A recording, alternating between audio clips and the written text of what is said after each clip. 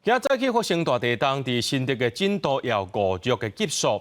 新竹区和园区的厂商为着要确保人员的安全，依照公司停事启动相关的疏开措施。管理局也成立紧急应变中心。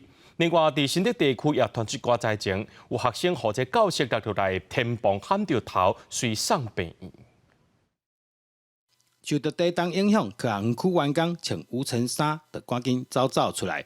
都惊地震愈来愈严重，全部拢踮外口，唔敢入去公司，因为地震发生在上班时间，园区道路别大塞车。科学园区管理局也赶紧成立紧急应变中心，台积电也考量安全性，宣布目前各地长的时间的工地，要等待安全检查通过了后，再当继续施工。咱新竹有学校透早有学生因为地震，去互教室内底落落来天崩，喊着脱壳，学校赶紧甲学生送病院，也宣布学校停止上课。对，因为地震花板砸下来，紧急进来头部流血受伤，那紧急启动紧急照护流程，通知119及导师及家长。另外，阳明交通大学的图书馆也因为地震的关系，内底的册全部拢落到涂骹。好佳在地震的时，图书馆也未对外开放，所以并无学生受伤。现场如场上，可见这届的地震真正有够大。早上的时候，地震发生的时候，我们正在开馆当中，所以还没有读者进来，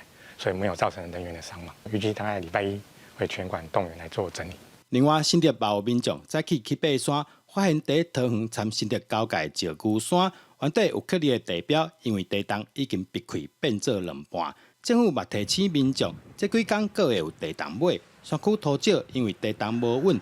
乡亲最近嘛较莫挖近山区，较安全。记者杜君和新竹报道。